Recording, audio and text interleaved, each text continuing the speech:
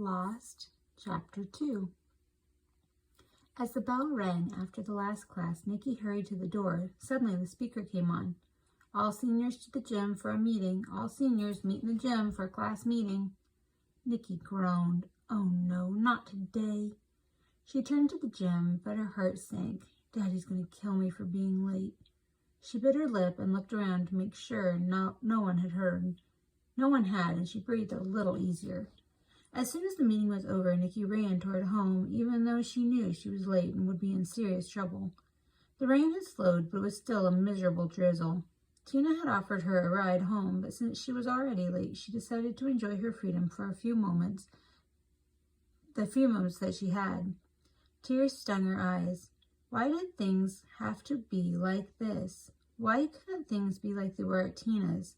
Her family at least got along, and her parents never even hollered at her. They actually liked each other. I hate it, she muttered to herself. Someday I'll go away, and I don't know where I'll go, but someday I'll get away from my family. I'll leave and never come back. She bit her lip as she fought back tears.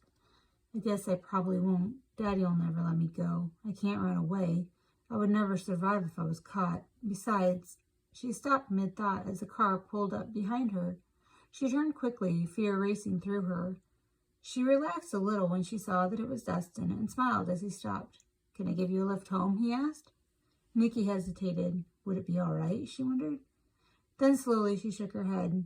Thank you for the offer, but I don't think I better today. Dustin smiled as he sensed her hesitation. I realize I don't have an excuse this time, but I would really love to give you a ride. She glanced around quickly.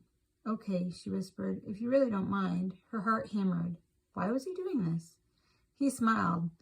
I wouldn't have asked if I didn't want to. She smiled and climbed in. It was nice of you to stop. You didn't need to. I was almost home. He grinned. No problem. He pulled his seatbelt back on and put the car in gear. Which way? Straight for about 3 more blocks. You can let me off there. Then I'm sorry I didn't get to you sooner. He smiled at her, and his eyes seemed to sparkle. She flushed, and her heart skipped a beat. Thank you for the ride, but you really didn't need to stop. No problem. Wish it could have been longer. This the place? He slowed the car. I can walk from here, she said, briskly reaching to open the door. She had fully intended to say yes, but suddenly she couldn't bring herself to lie. I'd like to drive you home. I don't like it that you should have to walk in the rain, he said softly. Then with a teasing smile, he added, I wouldn't want you to melt. Nikki smiled. Thanks, but I'll just walk from here. She jumped out of the car before he had time to say anything else and ran down the street. He watched her for a few minutes, then sighed. Why has this girl made me feel this way, he wondered. Soon his jumbled thoughts became a prayer. God, I thought you wanted me to go to college. I thought you wanted me to go into the ministry and be established before I got serious about someone. Did I misunderstand? If I did, God, that's fine. Please show me what to do. He smiled as he looked down the street, then drove on. I really want to get to know her. But why? Slowing as she reached the house, Nikki tried to calm her heart. She saw her father's car parked in the drive, and she trembled. May as well face it now. The longer I take getting into the house, the worse it'll be. She felt sick as she walked up to the door. Slowly, she stepped inside. You're late. His voice boomed out of the dark living room, lit only by the end of his cigarette. Nikki jumped as she turned to face her father. The rain slowed me. She tried to stop trembling, but couldn't. Her father walked over to her and slugged her jaw. Don't lie to me, girl. You're 45 minutes late. Do you really expect me to believe it was the rain that slowed you? He looked at her hard. Hate radiated out of his eyes. Nikki bit her lip. She hated when he looked at her like that. We had a class meeting to get things ready for graduation. Her voice trembled slightly. She could tell her father was drunk again, even though he hadn't been off work for very long.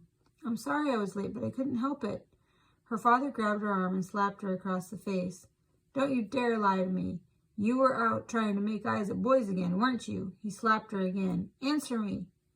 Nikki trembled as she looked at him. No, sir, I'm telling the truth. How could he think she would even want to look at a boy with the way he treated her? He pushed her to the floor and kicked her. You better be, he snapped. Go get dinner ready. Your mother won't be home for a few more hours. Don't wait till it's cold to tell me. Bring me a drink first." Nikki trembled as she stood. "Now!" he screamed as he pushed her into the kitchen, knocking her to the floor again. "You lazy brat!" Nikki trembled as she tried to walk, but stumbled again as her father pushed her. She trembled, knowing what was coming.